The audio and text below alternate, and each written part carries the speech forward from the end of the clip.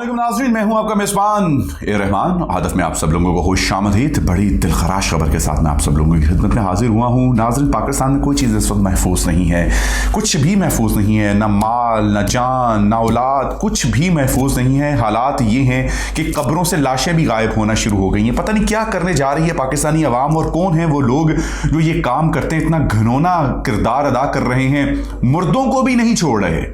वाकया है ये डीआईजी खान, जहां कब्रों से लाशें गायब हो रही हैं, और थाना है जी ये डेरा टाउन की हदूद, जिसमें कुराए के कब्रिस्तान में मुतअद्दिद मुर्दे गायब हो गए हैं। सिर्फ एक नहीं, कई ज़्यादा मुर्दे गायब हो गए हैं, जिसके बाद इलाका मकीनों ने तशवीशनाक सूरत हाल को मद्देनज़र रखते हुए कब्रिस्तानों में पहरे देना शुरू कर दिए हैं।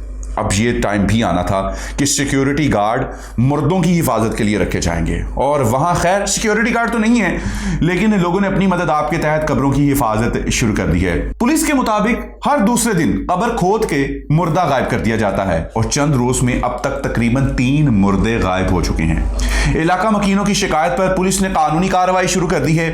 SHO डेरा टाउन के मुताबिक इब्तदाई तहकीकात में कब्रें खोदकर मुर्दे निकाले जाने की शिकायत में इजाफा ही होता चला जा रहा है। जी तो व्यूअर्स, ये सूरत हाल है इस वक्त पाकिस्तान की, जहां कब्रों से मुर्दे भी गायब होने शुरू हो गए और एक हफ्ते में 3 मुर्दे गायब हो गए।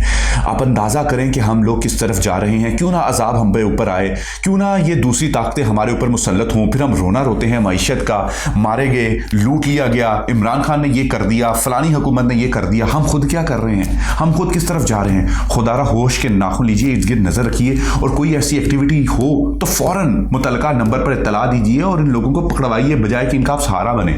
फिलवक्त मुझे आप इजाजत दें, इंशाल्लाह मुलाकात होगी अगली वीडियो में। अल्लाह हाफिज।